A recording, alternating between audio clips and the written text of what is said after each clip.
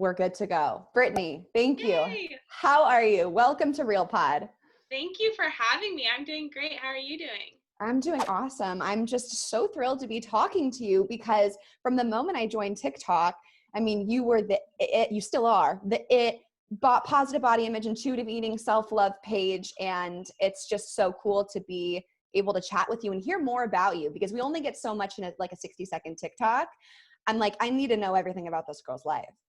Oh, thank you. No, I'm so excited to be on your podcast and I really appreciate your kind words and everything. But yeah, I'm so excited to talk about different things. And just like you said, TikTok's very unique because it's so hard to tell stories about your life in 60 seconds or less. So I love being on podcasts or things like that when I really get the chance to go deeper into topics and explain things a little bit more. So yeah. I know. I agree 100%. Well, I'm excited to dive in. Where are you from? You're from Oregon?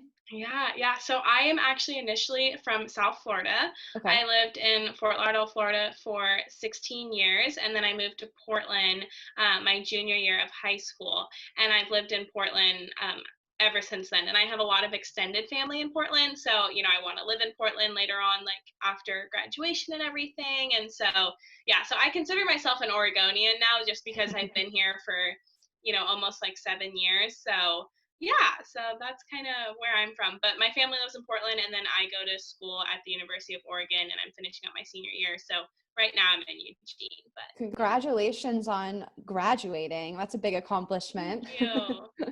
Thank you. Yeah, it definitely graduated a little differently than I thought, but we're trying to make the best out of it. And obviously, nobody can predict a global pandemic. So we're pushing through and yeah, just trying to make the best out of it. I feel like you can always think of things in the best way possible, and it always makes your mindset a little bit better. So yeah. Exactly. Well, it doesn't take away the fact that you accomplished 4 years of school, which is difficult to do and not easy to do. So congratulations to you. I feel like I love your messaging so well and your content because I can relate to having my own body image struggles and my own issues with food. And for me, mine started when I was really young. I would say I was 12 years old when I kind of learned the difference between being skinny or just not being, or having a compliment about my body. When did you first start to pick up on this standard of beauty that we had this pressure to be? Yeah, I mean, I definitely, growing up, I was always kind of the bigger girl, quote unquote, bigger girl in my friend group. And a lot of that just had to do with the fact that I wasn't exercising probably enough for my body. And I would come home and just snack and snack and snack all day. I never really had regulations of are you hungry? Are you actually hungry? Listen to your body. It was kind of just it was a free for all because my parents worked so much. So it was kind of hard to stop me from, or to try and begin me to understand, listen to your body, things like that. And all of my friends were super, super, fit and just a lot quote unquote smaller than I was. And so I think a lot of the comparison that happened in my early life was from just my immediate friend group and kind of the people that I was surrounding myself with at school. And obviously it wasn't their fault that their body is naturally made that way.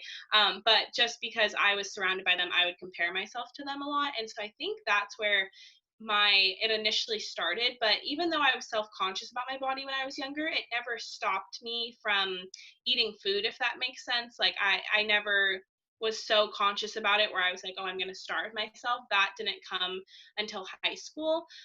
But growing up, yeah, I was definitely conscious about my body, but I also loved food. And I was like, I don't care, and yeah, then high school, that's where all of the restriction and the eating disorders really kicked in. So yeah. I totally relate to this comparison in middle school. I could think of the exact girl who came home from one summer with a little bit of boobs, a slimmer stomach, and the guys talking about her, and then me thinking, well, what does she look like compared to what I look like? And it's wild how young that starts for us. But like you said, fortunately, it didn't totally make you have decisions about how you were eating until high school. What Mhm. sort of led up to that turning point, to taking Yeah. action on those thoughts? Yeah. Yeah. I was a three sport varsity athlete in high school actually, and Get I it, was like a girl? swimmer. Yeah, no, I was like, wow, but I was a swimmer, a water polo player, and then I also played soccer. And so kind of similar to what you've talked about, my sports were my entire life, and I didn't really know any identity behind that. And also because I played so many sports and I practiced so hard and so often, I was just naturally very, very muscular, and I almost looked down on myself for that because all of my friends were very slender and not, kind of really muscular, and that's just how I was built from working out so much. And so I think that when I was in high school, even though I was extremely fit, I was still so self-conscious of my body because um, I wasn't what I thought the ideal societal body type was, Right. especially in high school, Right. especially with all my friends. There's a difference between the athletic female body type and then the like Mhm. model female body type. So regardless of you feeling in Mhm. shape, and I relate to this so much too as an athlete in high school, is, well, I don't have super thin legs compared to these other girls because mine are Mhm. so Mhm. muscular. Mhm, mhm. No, totally. And I even remember like my stepdad one time, because he knew that I was feeling like self-conscious about my body, and sometimes guys just don't know the right thing to say, especially dads. And my stepdad was like, "Britt, like you're so fit, like your legs look like tree trunks." And I was like, "That's not what you say to someone." Like I was just like, and I knew that he meant it totally out of love and just being like, "You are so Right. fit, you are so athletic, like you are so muscular, you should be so proud of the body that you have, and how hard you work, and all those things." But when he said it, I was like, oh my goodness, that was not the right thing to say right It, now in this moment. it's um classic with boys. There's always that one thing I think someone says to you about your body, and it really sticks with you. It really changes Totally. you. Yes, yes. Yeah, and so one night, kind of after I had this water polo match, and I had played really well, but I still remember the chlorine was horrible in the pool. Like it was very, very powerful. So I had been crying because of the chlorine. And then I was super, super self-conscious of my body that night. I just kind of got in my head about it. And I still remember I made this like promise to myself that night when I went to bed. And I was like, okay, from this day forward, you are going to just go hardcore, and you are going to try your hardest to get quote unquote skinny, right? And you are going to try the hardest, like no cheat days, no days off. Like you are just going to go full send and see if you can achieve this body type that everyone in your high school has that you hang out with. And so that's exactly what I did. And a lot of that had led to severe calorie restriction and doing doubles with an empty stomach, and not prioritizing my well-being or my general health, or anything like that. And it did have horrible effects on my body. Half of my hair fell out.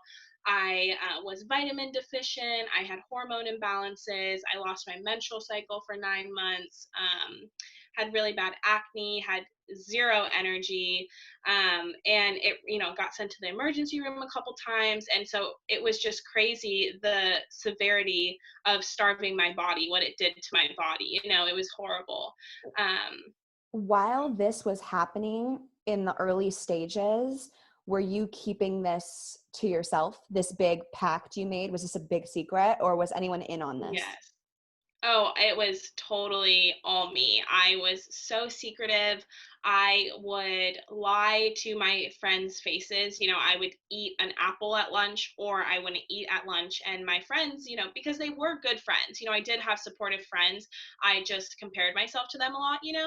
And they would be like, Britt, why aren't you eating? Or why are you eating an apple? Where's the rest of your lunch? And I would just lie to their face and say, oh, I ate in the period before this, or oh, I'm so full. I was eating all my snacks throughout the day, and just lie to their face and say that I had already eaten when I hadn't. And yeah, and I got away with it for a very long time. Nobody really questioned me.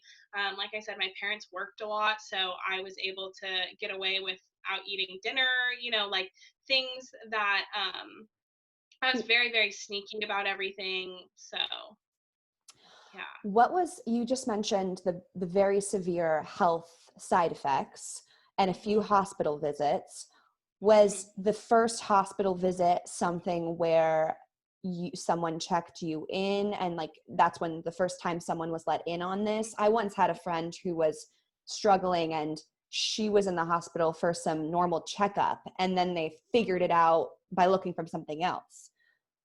Totally. So basically, the first time that I got sent to the emergency room, I was having severe, severe, like lower to mid back pain. And I thought it was maybe something to do with over exercising, or, because at that time it was swim season. So I was like, maybe I'm swimming too much. Like maybe my body is just being overworked. And it got so bad that I went to urgent care, and the doctor was like examining my back, and then he pressed on my like middle, like I guess my mid torso area, like in the front, and I like went forward, straight forward. It was almost like I caved in. I don't even know how to explain it, but I just fell forward type thing, and he was like, oh, that is not normal, you need to go to the emergency room. And so I went to the emergency room, and basically they diagnosed me with gastritis, but it was because I had no food in my stomach. So basically all the acid in my stomach was kept pushing up, the acid up my esophagus because there was no food. So for that reason, the lining in my stomach was deteriorating. And yeah, so I had to go to the emergency room for that. And basically, I lunged forward when he pushed in because it was so painful. Basically, that was what was causing all of that pain, and having no food in my stomach. And it was crazy that having no food in my stomach caused me back pain. Like, it is just so crazy how your body works, because I never in a million years thought that that was what it was coming from. But that was what I was checked in for my during when I went to the emergency room. So. So you said that they diagnosed you for something that wasn't correct, but you knew it was because Mhm. you hadn't been eating. So when was Mhm. the first time that someone picked up on what really the issue was?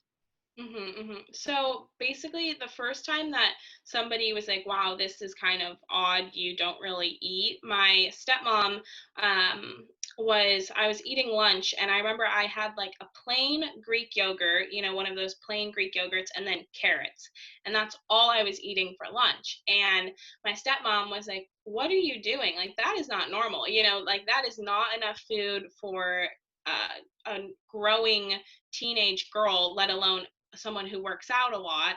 And I was like, oh, it's fine, like I'm so full based off of this, kind of brushed it off. And she was like, no, I really think that maybe you should go see someone, and maybe get some help, just because she had noticed that I had been restricting during other things as well. And so I agreed to go see a nutritionist, but it was kind of just to please my parents, if that made sense. It was kind of just to get them to, you know, hush up and stop making comments about it. And I would go on with my day and do the exact same things that I was doing, restricting and then binging. And it didn't stop me, but I just went to kind of please my parents, if that makes sense. Yeah, that makes sense for sure. But when you just mentioned the binging, so I struggled and suffered from a binge eating disorder. But Hmm. mine, I guess, with your story, I know you said that you started out as an anorexia, and then did the binging Hmm. develop just because of the restriction? Um, Hmm. and that was something so it evolved to that. Yeah, so basically, I suffered from anorexia for about a year and a half to 2 years. And then once I began eating again, then I think that I hadn't eaten in so long that my body just went ballistic, and I would eat everything in sight. And yeah, I would just eat everything in sight. And I was like an empty pit, you know what I'm saying? Like there was no cap on how much food I could It's consume, literally everything in the um, kitchen. It doesn't even have to taste good mhm, together. I want the ice cream, then I want mhm, eggs, then I want a pickle, then I yep, want a cake. yep, yep. No, it's so weird. And it's funny because I guess, well, it's not funny, but it's hard to explain. Like, a lot of people who have never suffered from binge eating disorder, it's very hard to, try and understand the process behind it, and literally the fact that someone cannot stop eating, somebody who actually has a healthy relationship with food, that's something that's really hard to comprehend, that mindset. But it is so true. I feel like binge eating disorder is not talked enough about, and it's not given enough light to the fact, because it is just such an eating disorder, because you literally cannot stop eating. And so, yeah. I love that you mentioned people don't understand. And I agree. I think that from my experience, it was more of like, oh, I do that too. Like I break my diet or Mhm. I'll have ice cream at night. And it's like, no, it's literally a rampage through the kitchen. You're Mhm. blacked out. Mhm. There's Mhm. so much discomfort.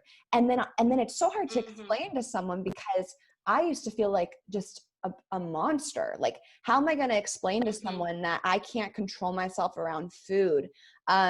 So on top of it, there's Mhm. this notion of shame and disgust that you can't stop eating, right? It's like gluttony, which is like we've been told is a sin. Totally. Totally. Yeah. So that's Yeah, what, and I would even, like, I remember there was times where I would go to, like, birthday parties, and there would be, like, cakes and cookies, and at the time, at the party, I would, come off as, "Oh, I'm not gonna eat any of that. I'm gonna be quote unquote good and not eat this." And then at 3 in the morning, I would eat 10 servings of it, and it was just this crazy weird mindset of, I didn't like eating in front of people, but then when I was by myself, I would just gorge myself, like it was really horrible. So, what do you think? And I'm excited to ask you this question because this yeah. really interests me. What do you think you were trying to satisfy with the binge? Obviously, Yeah. it's you're hungry, but diving deeper, what what was the need? Because obviously emotional eating comes from this need to get something from food that we're craving. And really we learn, Mhm. and you and I both learned food's not the answer to that. Yeah. But what Yeah. was it that you think you were seeking through food?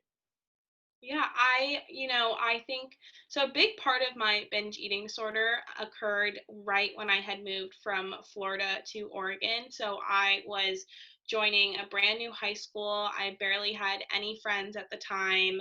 I moved to this new city that I had been coming to my whole life because my extended family lived there, but I had never physically lived there. And so that was really hard, to move the middle of your junior year, because at that point in high school, most of the groups are formed, most of the friend groups are formed.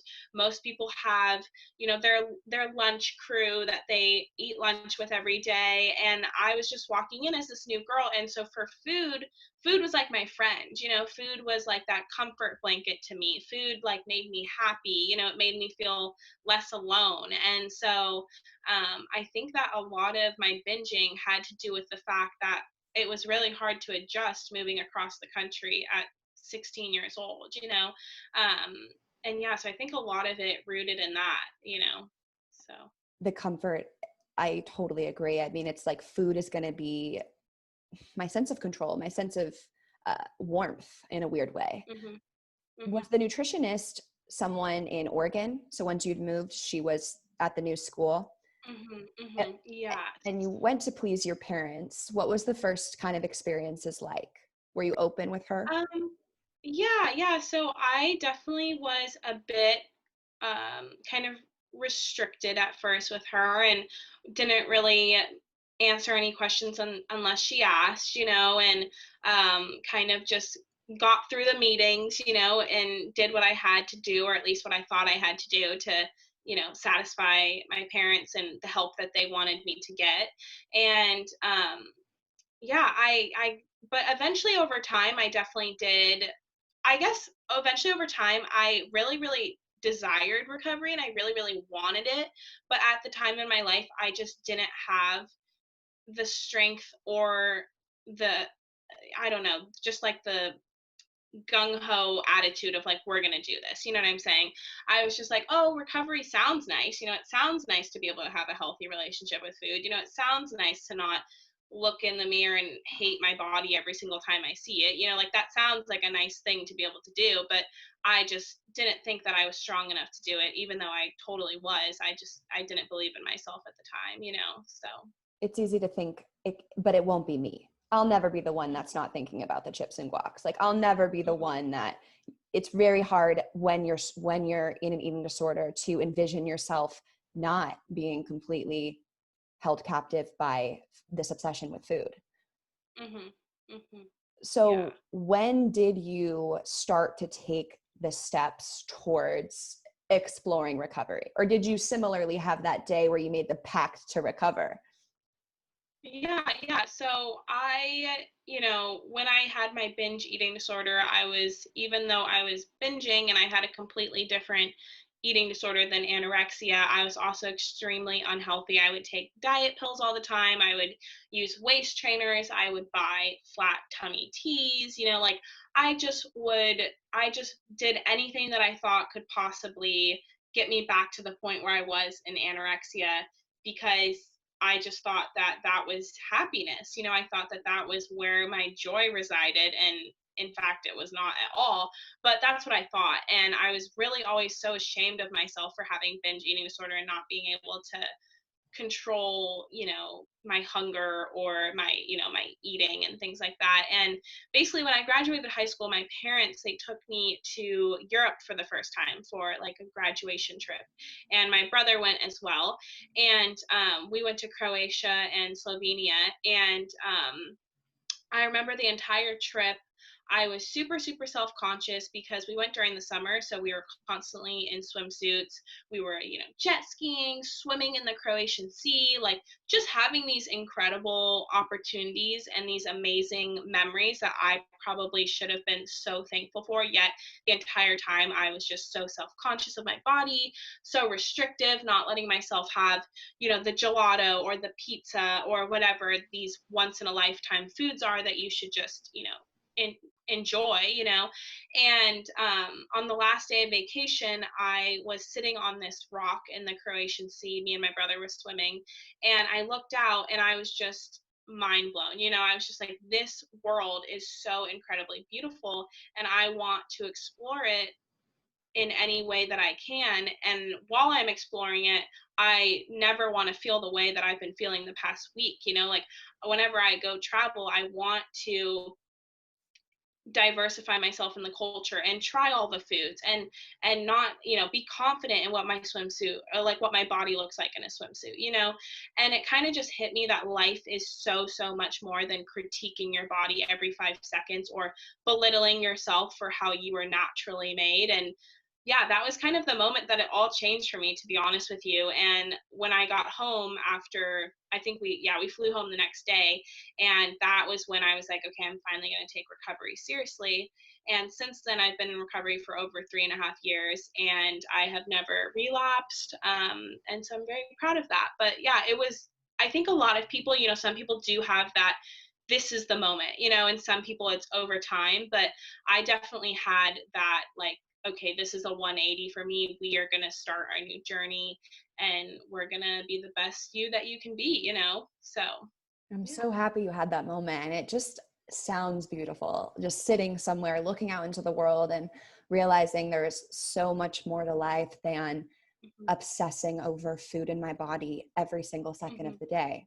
When you got Mhm. back from that trip, what were those first recovery steps? Because I'm sure there are people like, I've resonated with everything you've said so far, but Mhm. how Mhm. do I connect the dots to be happy and healthy again? Yeah, yeah. So basically, how it was kind of weird timing because when I got back from the trip, I was getting ready to leave for college in 2 weeks. So I really didn't have the opportunity to, see a nutritionist in person because I was going off to college. Um, and so when I got to college, something that really, really helped me weirdly with binge eating disorder was I was on a meal plan. And and you have points, so you get a set amount of points for the week. I'm sure you know about this. And basically it really did help me stop binging because I was like, if I binge, I'm not going to have any more food for the rest of the week. I'm not going to have any more points. And so it really did make me start to ask myself, am I hungry right now, or am I just want to eat, or am I just trying to eat out of emotion, something that happened in my day that made my day really bad, and so it really did help me start to listen to my body and intuitively eat. And on top of that, I did have, remote meetings with my nutritionist that I actually started to take seriously, but it was nothing like in person, if that makes sense, because I was away at college. But yeah, that was also a really key part of my recovery. I think is a lot of my recovery had to do with me.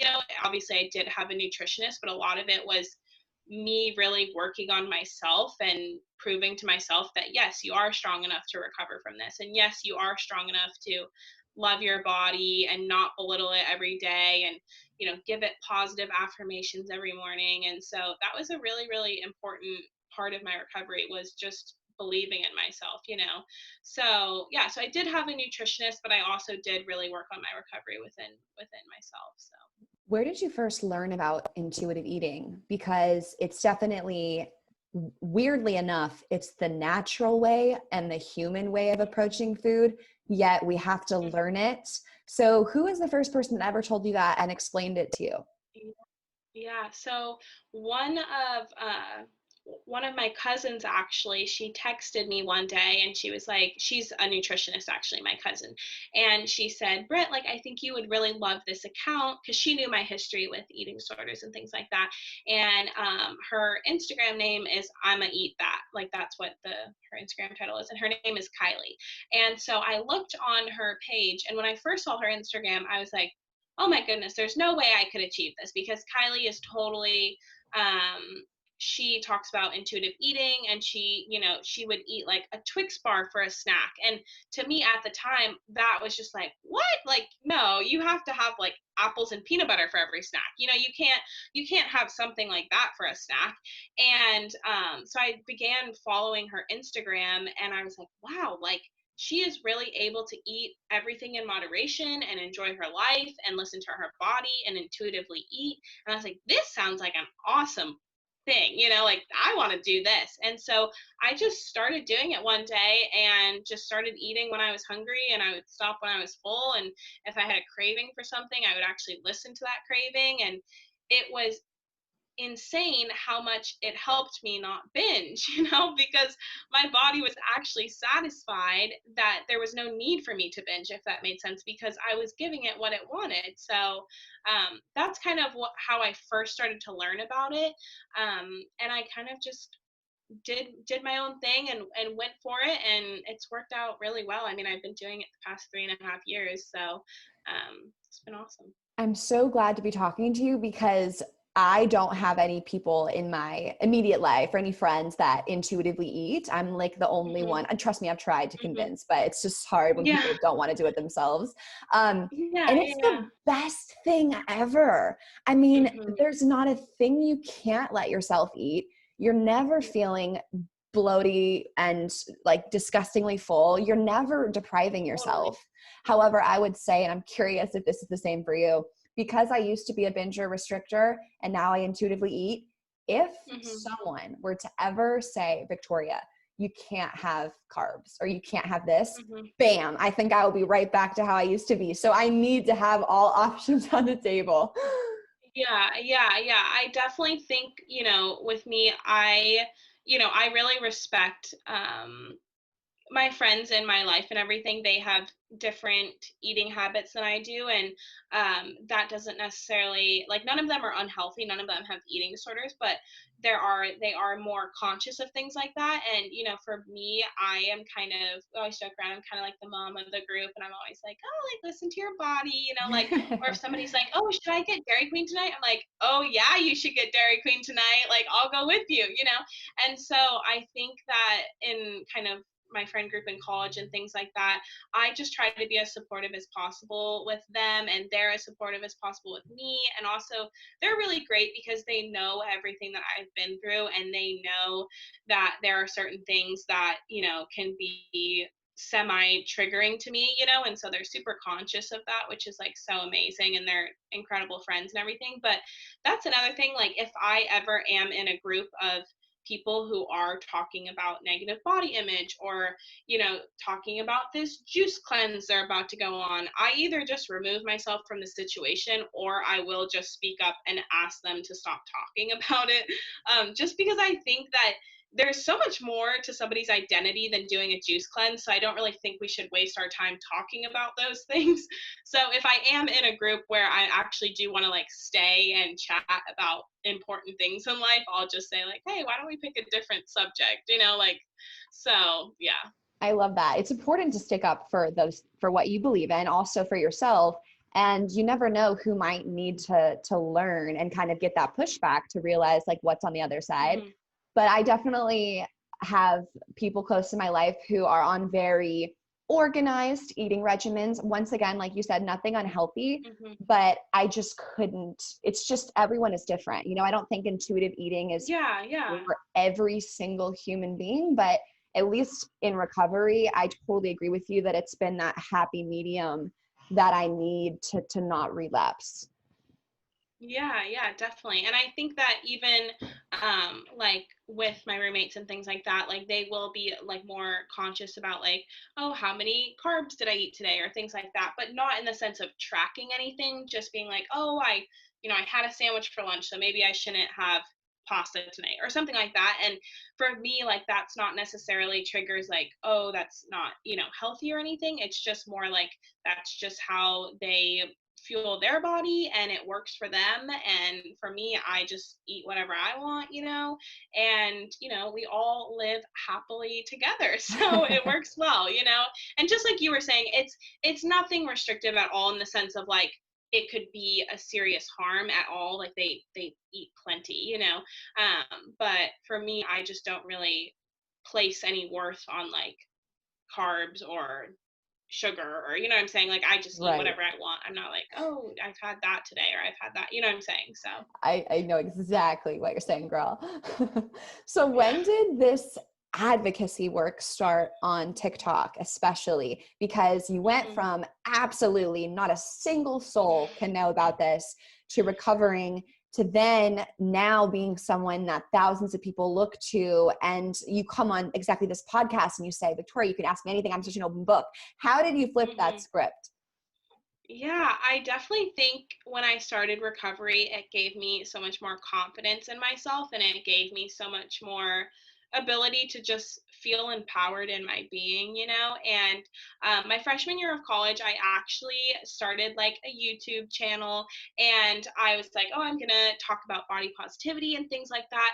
And I kind of just let it, you know, I'll put it on the back burner because I was so busy with school, and I was also part of the sorority and different clubs, and I had a job. And so one thing led to another, and I just didn't really put a lot of effort into it, made a couple videos and then kind of called it good. But all of my friends knew that that was a topic. I had always talked about it on Instagram, and I was always super vocal about whenever I would have like a milestone in my recovery, I would post about it on Instagram, or like if I had a year of recovery, would always, so all of my friends knew that I was passionate about it.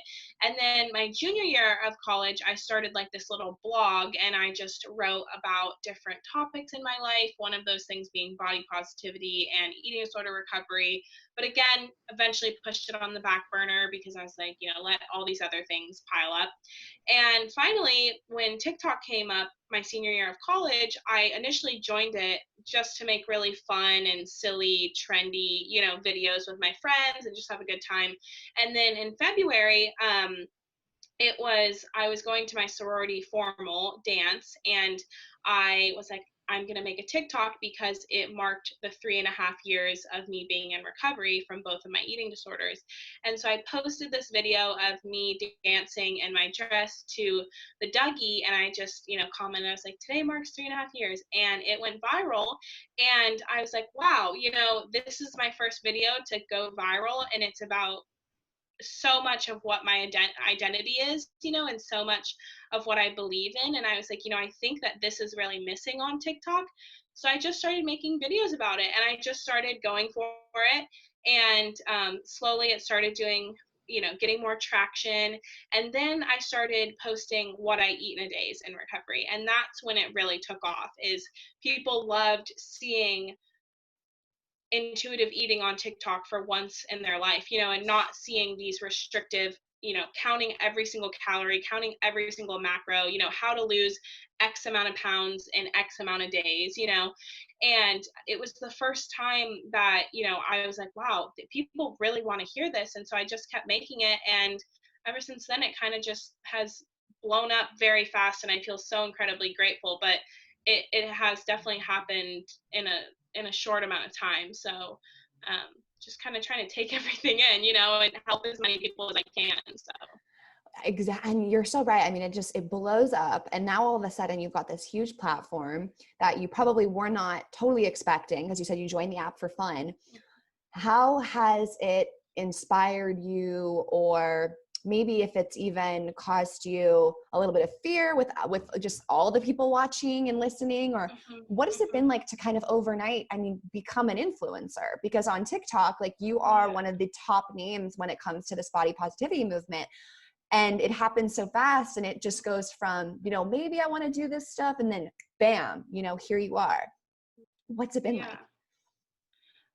I just like you know, I feel so incredibly thankful for, you know, everyone who does follow me, because it just, I can't even put it into words how much it means for somebody to believe in my message, you know, and to believe in, you know, understanding that every single person is wonderfully made, and that every single person is uniquely made, you know, and that balance is key when it comes to food and things like that. And specifically, you know, what really like means the world to me is when people comment on my videos and be like, you know, I told my mom about you, or I told my therapist about you, or my nutritionist. And for me, those mean the most, because I feel like when you actually tell somebody about, you know, tell somebody in your personal life about someone that you follow, it really does then become a part of your life. You know, I know with my favorite influencers, I talk about them with my family, and, you know, my family knows that I enjoy following these people and that I resonate with these people. And so that means the world to me, because it actually means that people care about me in real life. You know, it's not just this person you're seeing on a screen. And I also think that being able to see people comment and say, you know, today I ate today because of you, I mean, that is just, you can't even explain what that means to someone, you know, because just when you have gone through eating disorders, it's so crippling to, you know, with food sometimes, you know, it's such a crippling mindset. And being able to relieve someone of that, it means the world, you know. So I love the platform that I've been given. I love the people who choose to follow me. I think that they're incredible. And I also talk a lot about like positivity on my account, and, you know, having a positive mindset. And I think that along with recovery, and along with listening to your body, you know, having a positive mindset about life makes everything better, you know. So Being kind to I truly yourself. feel incredibly lucky. Yeah, exactly. Be kind to yourself, give yourself grace, you know, be confident in who you are. And yeah. How wild is it that you were at a pretty dark place and your cousin sent you an account that changed your life? And now there hmm is probably a girl as we speak getting a message of your account from their cousin who is yeah. life's going to be different because of your videos. I mean, I have chills. Like, that is so full Yeah. circle. Yeah, you know, I've never really thought about that, but wow, that's crazy. Yeah, that's And then amazing. But in a few years, she'll be on a podcast like, well, my cousin sent me at Brittani Lancaster. yeah, yeah, there you go. There you go.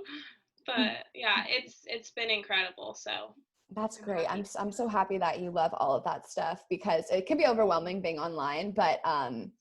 it's Yeah. also such an honor to have people who want to hear what you have to say. hmm You talked about your friends, and I love that your roommates are kind of different than you. And it sounds like you guys are so close. I love the videos of all you guys dancing together. It's so fun. Thank you. And then in the beginning of our conversation, you said, you know, when people talk to you about it, you made up excuses. You said no, you denied, denied, denied. What would your advice be now to someone who wants to talk to their friend about it, on how to maybe break through a little bit more? Is it possible to say something, or something else to get them to feel comfortable with you? What are your thoughts kind of Yeah. being on the other side now? Yeah, I mean, that's an incredible question, because extremely accurate. You know, I feel a lot of the time, I think that everyone's different and everyone's ability to get through to someone is totally different. And I know within my own being, there was nothing anyone could say to change what I was going to do. You know, I was very, very headstrong in a negative way. And I was so set on this ideal that I wanted to achieve that I was just like, you know, there wasn't anything that somebody could say to change what I was going to do. But I also think the only thing that did really, really, really impact me was a doctor one time when I went in for a physical and I hadn't had my menstrual cycle in 9 months and I was having all of these health problems, you know, like I was talking about earlier, you know, hormone imbalances, vitamin deficiencies, hair falling out, all these different things. My doctor told me, you know, there is a chance that you are going to have a very difficult time trying to get pregnant later on in life. And that just like stopped me in my tracks. Like I was like, what? I was like, you're kidding, because my entire life that's been my, besides having a successful career, there's nothing more I want in my life than being a mom one day and having Mm. a family, and somebody telling, and especially a professional telling me that this was a possibility, that was crippling to me, you know. And so I think that when you're trying to help someone maybe get on a better path or start recovery, really make sure that you know that person and know, you know, what is going to really stop them in their tracks and be like, wow, maybe I shouldn't keep doing this. And it wasn't even a close friend for me, it was a doctor, you know, saying like you could have trouble having kids later on in life. But I think that would be my biggest advice, is truly know the person before you talk to them about these things, and know what they really want in life and how this disorder could possibly hinder that. And I think that would possibly get through to them, because that's what eventually ended up getting through to me. So I totally relate to that. I mean, like, I will have a kid tomorrow, like if I could, you know, but yeah. obviously it's like, I should probably wait, but Yeah. like, and I've always had that, you know, that's something I've always wanted as well. So I could imagine that being like, whoa, like then Mhm. I'll do it Mhm. because I need to have a baby one day, Yeah. a Yeah, yeah. little mini Brit. Yeah. One of the questions I also wanted to know what you do on your bad days. Let's say you wake up and you feel bloated, or the jeans don't fit, or you read a Mhm. negative comment. How Mhm. do you handle those days? Yeah, yeah. I think that that's a great, yeah. You know, honestly, with negative days, if I wake up and I'm really not feeling the greatest, I immediately give myself my 3 positive affirmations. Like I immediately make myself do it, because I know that it will put me at least in a better mindset, or just, you know, remember that in the grand scheme of things, you know, I'm going to wake up feeling much better tomorrow. So I always, with my positive affirmations, the first thing I always say is something that I like about myself. The second thing that I always say is something that I'm thankful for or grateful for. And then the third thing I say is something that I'm looking forward to. And I say them every morning. And if I'm ever feeling down, I always go in the mirror, you know, go to my bathroom, go to my room, say them straight, you know, look at myself in the eye in the mirror and say them. And they truly do help. They help me a lot. I also, if I'm having a bad day, my favorite beverage, besides, no, actually, I like it much better than water, is coffee. So if I'm ever having a bad day, I'll take myself out for a cup of coffee, go get an iced latte, go get a latte, go for a walk with a friend. I think I've really learned the one thing that I can't do when I'm having a bad day is just sit there, if that makes sense. You know, like if I just sit there and kind of sulk in my feelings, that's when it can lead into a couple days of feeling bad, you know, or things like that. And so that's why I always, you know, call up a girlfriend and go get a cup of coffee, or I'll call my mom, or, you know, things like that, you know, stuff that just remind myself of how loved I am, you know, with my loved ones or with the people that I really care about in my life. And I notice that really, really helps me. So, I love those 3 affirmations just right away. Bam, bam, bam. I'm going to answer these questions.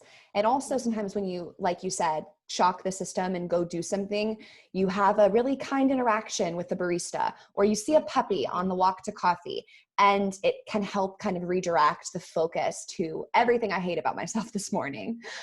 Totally. And I think that almost when you get out of the house or when you go do something, you remember that this inner feeling you're having of yourself is so minuscule to life, and to like actually having a wonderful day.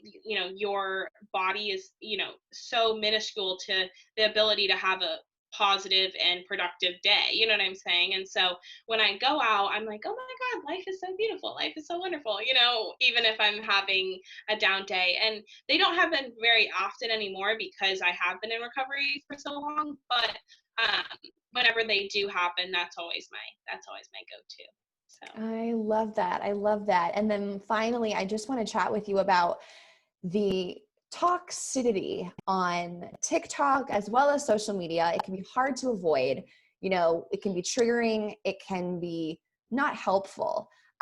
What have you done to kind of curate a feed that is positive for you and it helps you? Because so many people just kind of watch these videos, mhm, follow these influencers, and let it pollute their minds and don't take the action of, you know mhm, what, I'm going to unfollow. I'm going to mark not interested. How do you handle all mhm. that toxic stuff online?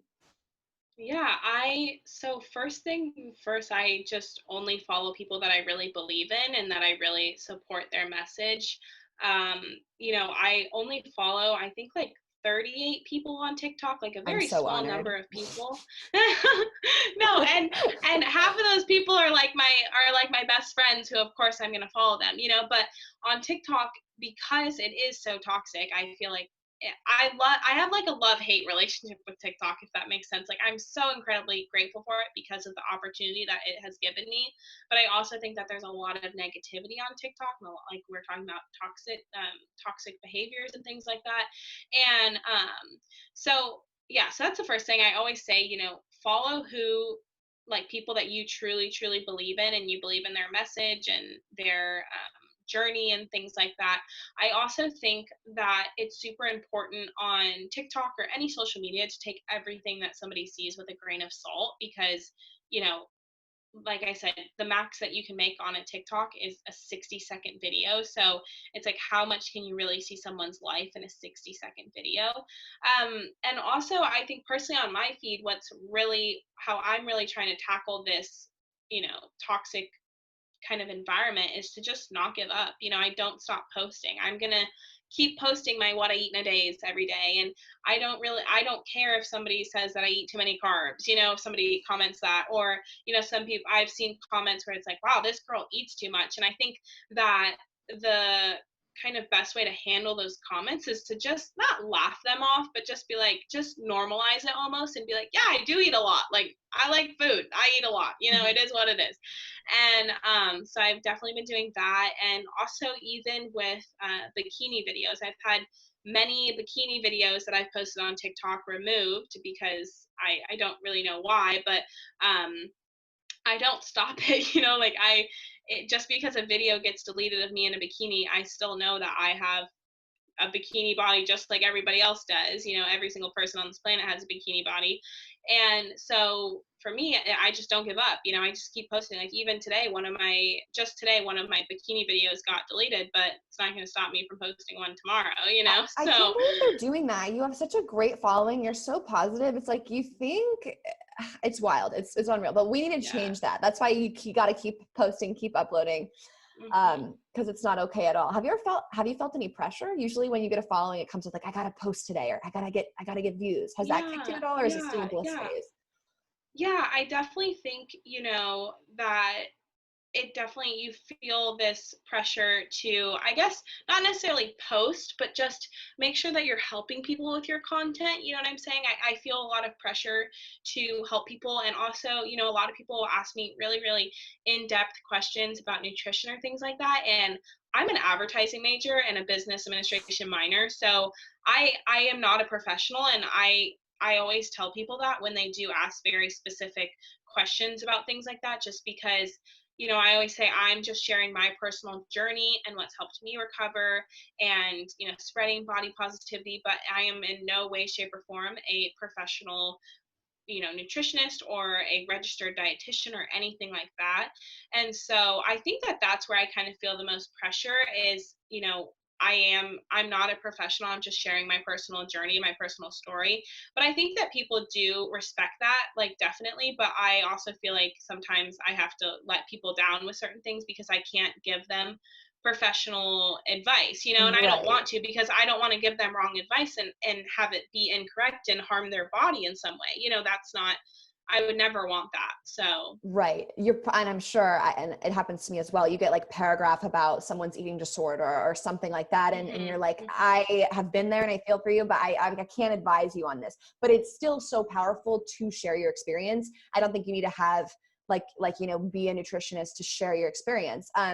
But I'm glad to hear that your pressure is such a positive pressure. Like you still feel like the pressure is in helping people, not like anything superficial about the account, which is great. And then Yeah. it just shows how Yeah. genuine your content is. The focus is so pure. Thank you. Everyone says you're so pure, and I love Yeah. that word for you. You're like me. You are an angel. Thank you. That's so sweet.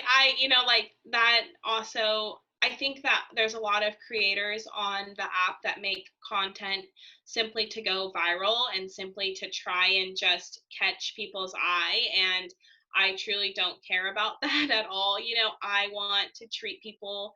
I want to teach people how to treat people with kindness, and I think that our world needs a lot more kindness in this world. And I'm so glad that people can see my true being on my account and understand that, yes, I am actually this kind. Like, I'm not putting on this facade, you know what I'm saying? Like, I just genuinely want to try and help people as much as I can. And even like, I was watching your TED talk earlier today, and kind of how you were in your TED talk, you talked about how a lot of people negatively look upon, therapy or going to see a therapist or things like that. And I feel like that's very similar with eating disorder recovery and kind of eating disorders in general. Is I always tell people, get professional help, go see a nutritionist, go to a therapist, go to treatment. And the immediate response is a lot of people really look down on that because they're like, oh, I'm not that sick that I need to get professional help, because they have this negative stigmatism about it, when in reality getting professional help was what saved my life. I would still be probably in my eating disorder if I didn't seek professional help for my disorders.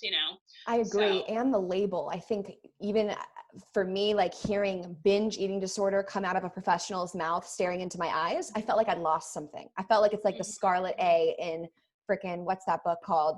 Um, Easy A. yeah, Oh, wait, Easy that's a A. movie. Yeah, no, that's how Yeah. I know it too. I'm literally thinking of Emma Stone. What is that movie? The Scarlet Yeah. A, and Nathaniel Hawthorne. That's the book. The Scarlet Letters. Yes, The Scarlet the Scarlet Scarlet Letters. Letter. We're literally saying it. Yeah, exactly. It feels like such a hard label. Like you've lost. You couldn't do it yourself with food, but it's not. It happens to Mhm. so many people. It doesn't mean you're less than. You still can be an amazing, incredible human. It's not a loss. So I could not agree more with that point you just made. Yeah, yeah. No, I definitely think that, whatever you need to do for your own recovery is what people should do. And I also think that, a lot of people are like, how could you have had anorexia and then had binge eating disorder? Like, how can you go from one extreme to the other?